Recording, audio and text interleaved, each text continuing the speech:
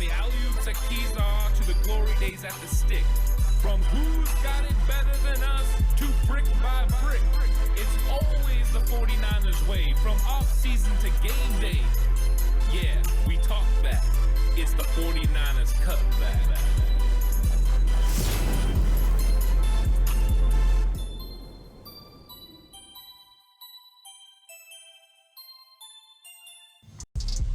It's 49ers Cutback podcast time. Welcome to the show, everyone. Wide receiver has just got a lot more interesting over the past few days because, of course, Jawan Jennings is no longer a foregone conclusion for the San Francisco 49ers. He's looking for a new contract going into the last year of his 2-year extension he signed last offseason. And I'm sure the 49ers have been discussing with Jawan Jennings what the future looks like, whether they've been trying to negotiate a contract or, just telling him, hey, maybe we want you to play out this contract. But Jawan Jennings is looking for something else. And now he's potentially going to ask for a trade if he doesn't get the new contract by the start of training camp. So he's put a timeline and a deadline on these negotiations. And all that's done is complicate a wide receiver room that has had so many questions for the entire offseason. Because the 49ers have an injury at the top with Brandon Aayuk. He's been dealing with multiple ligaments that were torn last year in the game against Kansas City. But you also have question marks now about Jawan Jennings with his contract situation, Ricky Pearsall, Demarcus Robinson. It has been a consistent question mark about what exactly is going on in the wide receiver room.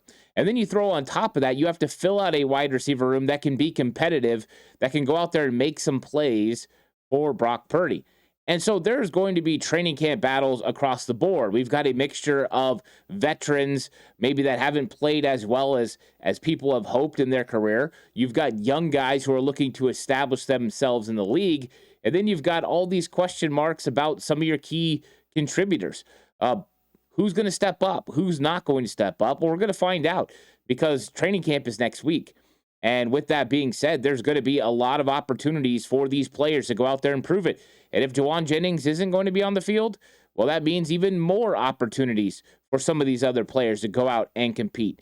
And so this is going to be a very interesting episode. I'm really looking forward to talking the ins and outs of all these 49ers wide receivers as we set up the camp battles, who's competing against who, how many spots are up for grabs, and ultimately how many players are the 49ers going to keep on their active 53-man roster.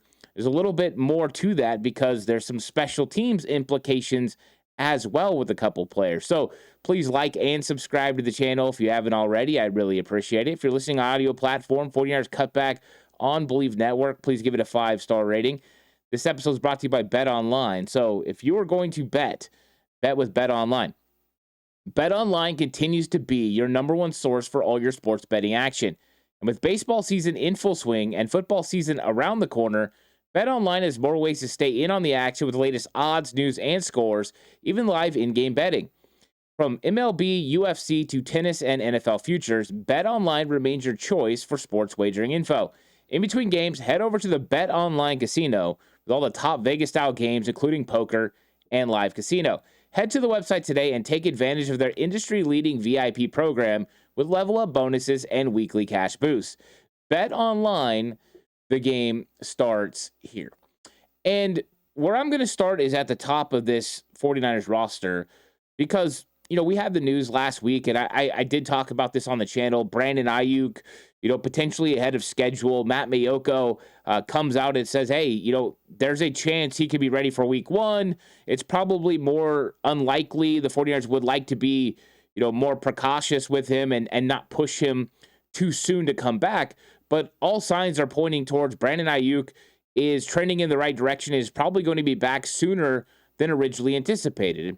That's great news because Brandon Aayuk was anticipated to come back sometime in November. Whether that was early November, late November, that was kind of the thought process with an injury, the way that it was for him. A 12-month injury really for Brandon Aayuk. So this is good news for the 49ers. Now, I do find it interesting the timing of the conversation once Jawan Jennings came out with his want for a new contract and potential trade request, is that it timed up pretty good with the 49ers saying, hey, Brandon Aayuk might be ready for week 1. And I don't know if it goes into that. But if you're reading the tea leaves and you want to have something when it comes to leverage and negotiations, you might say, hey, our number one guy might be back in time.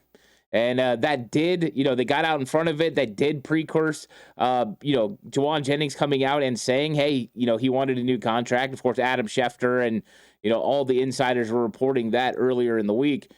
And Jawan Jennings is a big part of being able to withstand not having Brandon Aayuk on this football team. And so this is going to be interesting to see how this thing plays out with Jawan Jennings, because Jennings is also a guy that his contract, the way it's structured, he loses a lot of money by not playing in games. So I don't think this thing stretches into the regular season. I do believe this is something that's going to happen for training camp. I fully expect Jawan Jennings to report next week to training camp, and I think it's going to be probably a hold-in situation. Now, I would hope, this is just me personally, I would love for Jawan Jennings to go out there and practice, if he's healthy, to go out there and practice with the team. But I do think that there's a chance that he might just go ahead and hold in the same way that Brandon Aayuk did last year, where he won't practice. He'll still be there for meetings. He'll still be in negotiations, for his contract, but he'll be going about business, everything but on the field. And so that could be very interesting. Now, what do the 49ers need to do to get Jawan Jennings under contract? Well, that's a big question. What exactly does Jawan Jennings want? Does he want to get paid like the contract of, some of the higher priced wide receivers in this league? Does he feel that his play last year, it determines that he gets a raise, that he gets a lot more money? If that's the case, it could be a little bit more difficult, right? The 49ers just traded away a big contract at Deebo Samuel. They might not want to have another contract in Jawan Jennings, especially after they just drafted Ricky Pearsall just last year. So it could come down to, what does that money look like? Also, is it just about guaranteed money? Could the 49ers kick him a little bit extra, convert some of his money this year into more guarantees, and, make Jawan Jennings feel more comfortable? That way, if something happens, heaven forbid, and he suffers an injury, he's going to be compensated for it. That is also something that can play into it. I think in a perfect world, the San Francisco 49ers would love to get a deal done with Jawan Jennings. They would love to have Jawan around here for a few more seasons. I'm sure of it. The way he plays, the way that he continues to get better year after year, it definitely fits in with Kyle Shanahan's scheme and what Kyle wants to do and the attitude the 49ers want to display on offense. Plus, he's a nice player for Brock Purdy to be able to get the ball to. However, they also don't want to put themselves in financial constraints to where they are beholden to a couple of wide receivers for a lot of money. That doesn't allow them to continue to build and grow, because I'm sure they have a growth plan in place, because they are recalibrating this roster to be able to withstand some of the money that has been put and invested into Brock Purdy, George Kittle, and Fred Warner. And so with that, they have an idea of what they can afford to pay. So with that, we don't know what Jawan's asking for and what the 49ers are willing to pay. But it puts a little bit of a damper on the beginning of training camp, because we thought that they were going to go in with no issues, right? No contract disputes. This thing was going to result in everyone laser focused. Everyone had talked about the fact that the Brandon Aayuk, contract negotiations last year was very distracting, and they were going to go into this year without any of those distractions. Well, not the case. Unless something gets done, in under a week, more than likely there's going to be a mild distraction with Jawan Jennings. Now, if they get the deal done early on in training camp, it won't be that significant. But if this thing drags out and he's missing practice well into the preseason, yes, it could get distracting. It could be a problem, and that's going to leave an opportunity for a lot of other wide receivers. So let's leave Jennings out of this. He's not in competition for anyone. Brandon Aayuk, same thing. But what about Ricky Pearsall? Ricky Pearsall, last year's first-round pick, really came on strong as he kind of hit that midway point of his season, even though it was the end of the season. He talked about the fact he could have played for a long time. Now, the biggest obstacle for Ricky Pearsall is just being on the field during training camp. Last year, it was multiple injuries, of course, hamstring, shoulder, that really caused him to miss practice.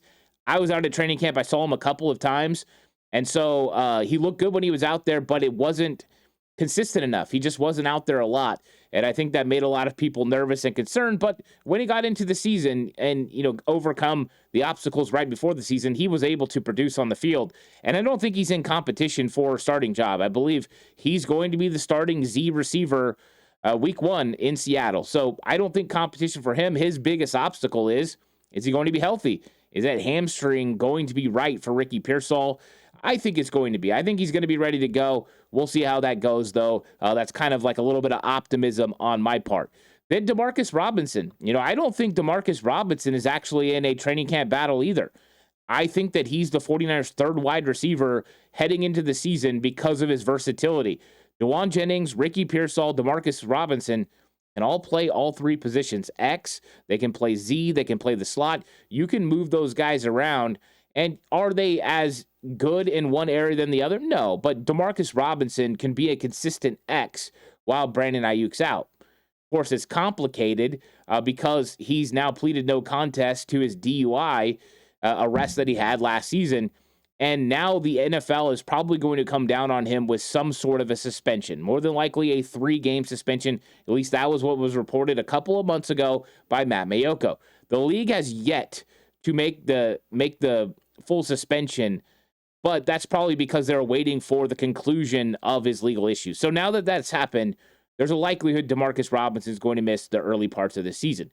So Ricky Pearsall of the 3 is the only guy that we are sure of the 49ers' top 4 receivers is going to be on the field for training camp. That's crazy, right? Aayuk, more than likely out. He'll start on the PUP list because of injury. Jawan Jennings will more than likely be a hold in now. We'll see. Hopefully he practices. That would be nice. Demarcus Robinson will practice, so I should take that back. He will be practicing, but his availability for weeks 1 through 3 is up in the air. So Pearsall of those guys is the only one that's likely to be on the field right now. Now, I do believe the Jawan Jennings thing, like I said, I think he's going to play. I think they're going to get that worked out. But let's talk about the competitions behind him, because the 49ers do have some open spots on this roster for guys who can get some playing time, especially early in the season. If you're not going to have Aayuk, if you're not going to have Demarcus Robinson, that leaves an opportunity for some young guys. And the 49ers do have several young guys that are coming in to compete. Jacob Cowing is going into year 2. Jordan Watkins is the new rookie that they just brought in. They've got a couple of young guys that have been developing as well. Tariq Owens being one of those guys. They drafted Junior Bergen. They have Isaiah Nayer they brought in as an undrafted free agent. Those are a couple of guys that they're high on. Last year, Tariq Owens came in, and they keep bringing him back, and he's got an opportunity. Then you have veterans like Russell Gage and Isaiah Hodgins who are going to come and compete, and then a relatively unknown in Malik Knowles, who's been on practice squads but not really got an opportunity, even though he's pretty good in college. So it's going to set up some unique battles at wide receiver. Now, one of the most interesting battles for me is going to be kind of that X wide receiver role. So the X wide receiver role is the Brandon Aayuk role, and I expect early in the season, if Demarcus Robinson is suspended, for Jawan Jennings to play X. And I do not believe Jawan Jennings is going to be traded for a second. If he was going to be traded for a second, or traded, I do believe the 49ers would sign somebody else before that, right? Gabe Davis, Amari Cooper, Keenan Allen. They would have to bring somebody else in. They don't have the players on this roster to be consistent without Jawan Jennings. So if they're trading him, they're going to make 1 or 2 signings to insulate themselves with him being gone. But I don't believe that's going to happen. All reports are 49ers are shutting down any sort of trade requests for Jawan Jennings, and it's exactly what they should do. Why trade for a 4th-round pick now when you can get something in the offseason when it comes to a comp pick, right? You can get a comp pick with Jawan Jennings signing elsewhere. So it just doesn't make sense that direction. But when you look at the X receiver, the 49ers do have several guys that can play X. They have Jordan Watkins, who they just drafted out of Ole Miss. He's got the ability as a 5'10", almost 200-pound wide receiver to go out and play X. Russell Gage, who they brought in, he's been in Atlanta. He's been in Tampa Bay. He had a small stint in Baltimore last year. Russell Gage was a part of the 49ers practice squad down the stretch. he's another guy that has the ability to play X. Is there dynamic speed? Is there explosiveness? No. He's not a 4-3 guy like Jordan Watkins, but he is a guy that finds the end zone, that can get open. And then there's Isaiah Nair. And Isaiah Nair is the other guy who can go play X. This is your prototypical big physical X wide receiver in the NFL. 6'4", 220 pounds, and can run a 4.4. It's crazy speed. So what you got here is three interesting prospects who are all a little bit different in how they go about it. Watkins, of course, has got a huge mental hurdle in the fact he's got to pick up this offense. He's got to pick it up pretty quickly. Now, I do think it would make sense for the 49ers to get Watkins and put him in one position early. Put him at X and let him learn the X wide receiver position. And with Jawan Jennings out, he might get some more reps in that position. So I think there's an opportunity for him to play a lot of X. When you look at his route running, his ability to get vertical, there are some things he can do that definitely fit what Kyle Shanahan wants to do. His ability to go over the middle and run those deep crossers, he showed that at Ole Miss as well. Now, the limitations for Jordan Watkins come to what he was allowed to do in college when it comes to route tree. He wasn't allowed to run very many routes. They just don't have an array of routes in that offense. So when you got a guy like him, you figure that with the routes that he does run and how he runs them, he should be able to run other routes, and I'm sure he's been working on it the whole offseason. But that's going to be one of the keys. How does he get separation on some of these routes? And one of the things I saw about Jordan Watkins was he needs right now manufactured separation. What does that mean? Well, he needs Kyle Shanahan to kind of scheme it up for him right now. He doesn't create great separation, even though he's tremendously fast on his own. So when he's running a route and he's pressing vertical and then he breaks it off underneath, a lot of times he doesn't get the necessary separation by being able to come back to the football, and defensive backs are kind of in his hip pocket. So that's one thing he needs to get a little bit better at. The footwork, driving away at the top of his stem to be able to create separation, using his body to be able to kind of give a little bit of a shove and create separation naturally against a cornerback. Those are all things he needs to get a little bit better at. But when you talk about running through a zone, a guy that can go across the middle and make a catch, he can do those things. He's not a huge yak monster right now. Maybe that will develop. He's more of a catch, get a few extra yards, get tackled. And so those type of elements are some things I'm interested to see how he's developed when it comes to training camp. Now, when you look at Russell Gage, he's in a different situation. He knows this offense. He played in this offense. He's played with a lot of great players. He caught passes from Matt Ryan in Atlanta. He caught passes from Tom Brady in Tampa Bay. And, it's interesting. I was watching some of his film, and I was watching him against the 49ers when he came into town in two different stints, one with Atlanta and one with Tampa Bay. And he straight up went over the top of Ambry Thomas and stole a ball away from him for a touchdown. And that was impressive to me, seeing a guy, and I know it's Ambry Thomas, but seeing a guy that could compete with a 6-foot-tall corner go up over the top and show the ball skills to come down with the ball. But that was the one thing I noticed consistently about Russell Gage. When I watched him, it was like this dude is just the consummate pro. He knows how to use his body. He knows how to run good routes, to get open, to sit down. Quarterbacks feel comfortable that Russell Gage is going to be where he's supposed to be. So that part of it really fits into what Kyle Shanahan looks for is some of their wide receiver 3, wide receiver 4 talent. Those guys that they're going to be where Brock Purdy needs them to be. And are they going to do anything spectacular when it comes to 60-yard touchdowns? No. But when you get in the red zone, when you need a first down, they can be consistent because they can catch the ball well and they use their body well.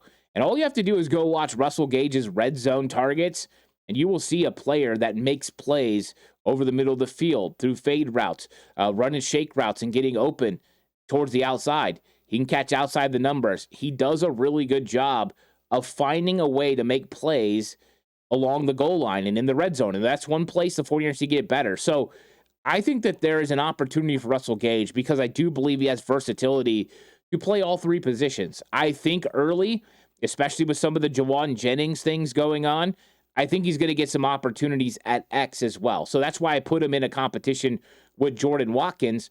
And he has an advantage. He knows this offense. He knows the ins and outs. He's a veteran in this league. Now, the third guy that's a part of this conversation and competition is Isaiah Nair. And Nair is another guy that's going to have to adjust. He's going to have to adjust quickly to this offense. I don't know how quickly he's going to pick it up.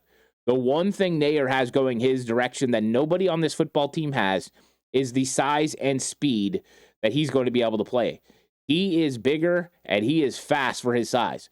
So this is going to give him an opportunity to make some plays down the field where he can go up and get the ball over some smaller corners.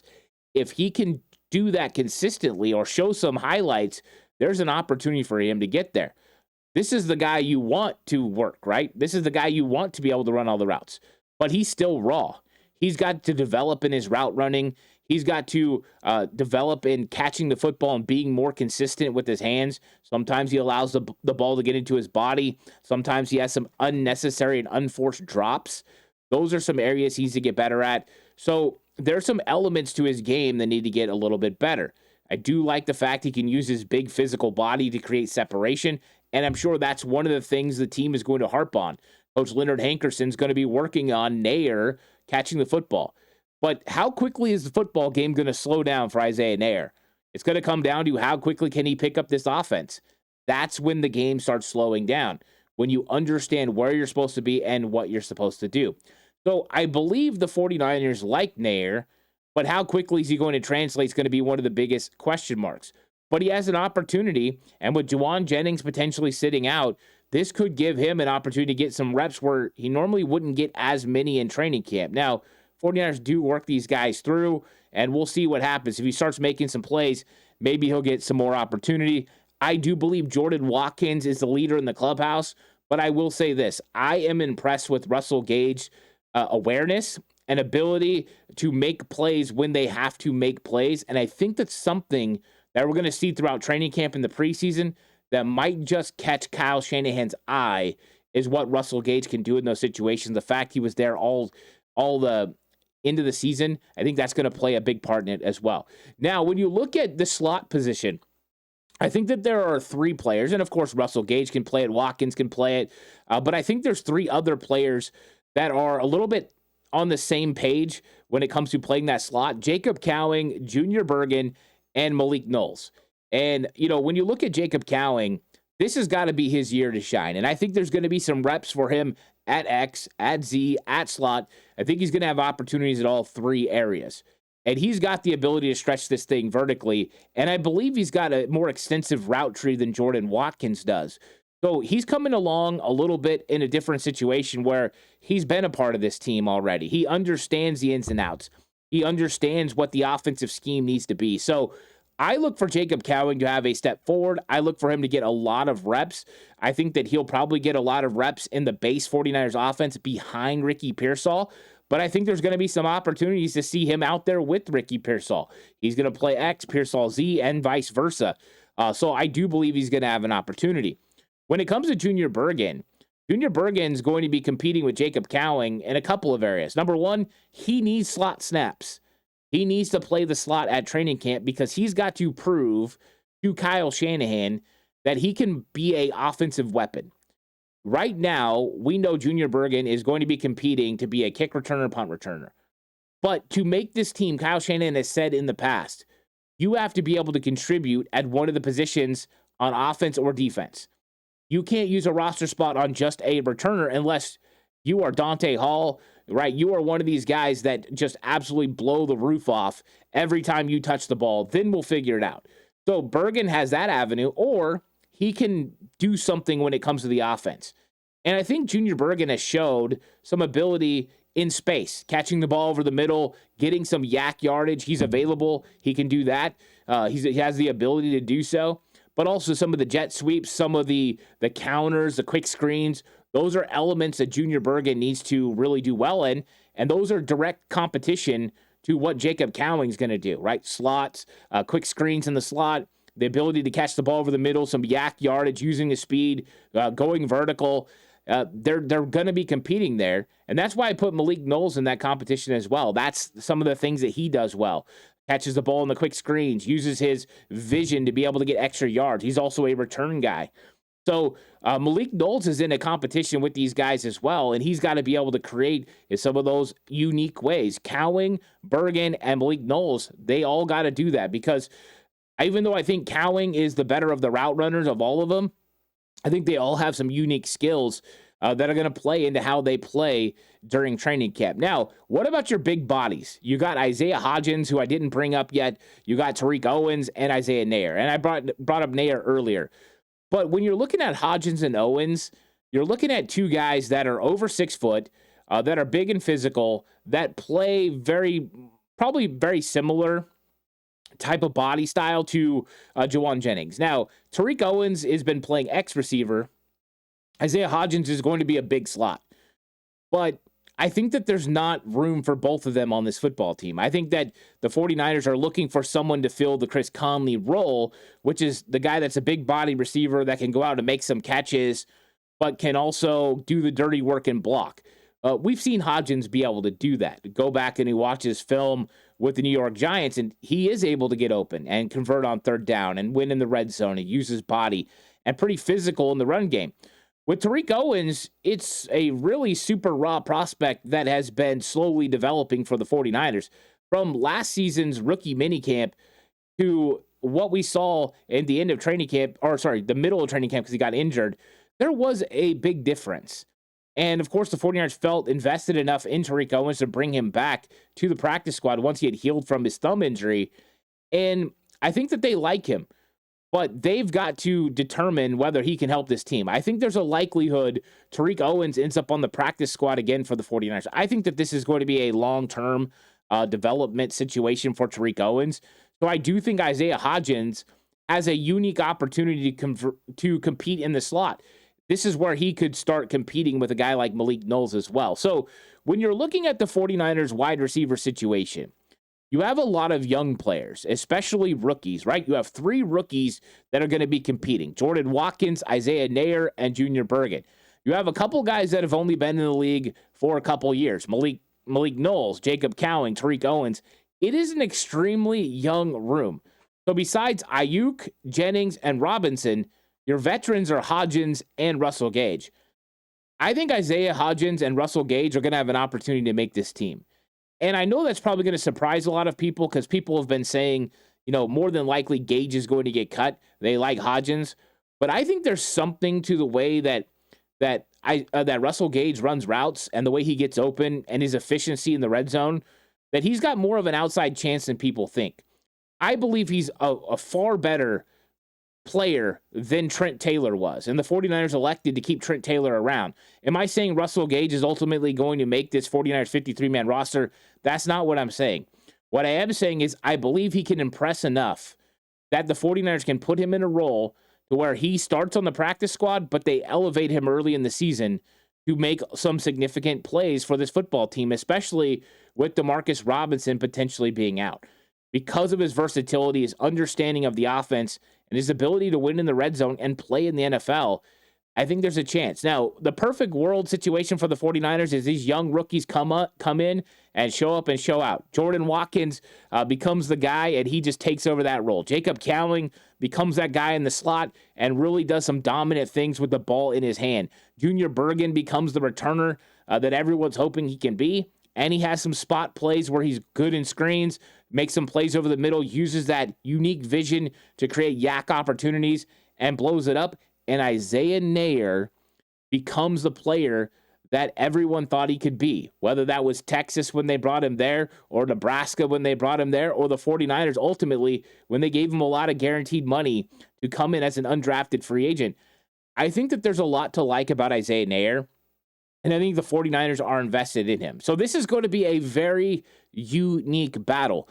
And it is going to come down to who produces the best on the field. I don't think the 49ers are going to give it to just anyone. This is going to be an absolute battle. I will say I expect Jordan Watkins and Jacob Cowing to make this football team. But I think with Jennings and Pearsall, that's only 4 guys officially on the 53. So I think Robinson and Aayuk will be either on the PUP list or the exemption list. So there's potentially 2 roster spots available between the 2 veterans, Russell Gage, Isaiah Hodgins, between Isaiah Nair, Junior Bergen, Malik Knowles, Tariq Owens. it's going to be interesting. And I'm curious, who do you think is going to win these spots? Let me know in the comment section down below. I think right now there's an outside chance it's probably one of the veterans and maybe Junior Bergen. But I talked about the instance where you could put Russell Gage down there on the end. But don't sleep on Isaiah Hodgins either. I do think Isaiah Hodgins is going to make some plays for this 49ers football team, and I think it's going to be a lot of fun. So it's going to be a battle at training camp. I'm excited about the wide receiver room for the young guys, but it does make me nervous with the impending suspension to Demarcus Robinson, the hamstring problem for Ricky Pearsall, and Jawan Jennings in a contract dispute. It does make it a little bit more nerve-wracking. So thanks for watching. Please like and subscribe to the channel if you haven't already. If you're listening audio platform, 49ers Cutback on Believe Network, please give it a 5-star rating. This episode was brought to you by Bet Online. The game starts here. I'll catch you guys in the next one. Until then, stay safe. Remember, the right way is always the 49ers way.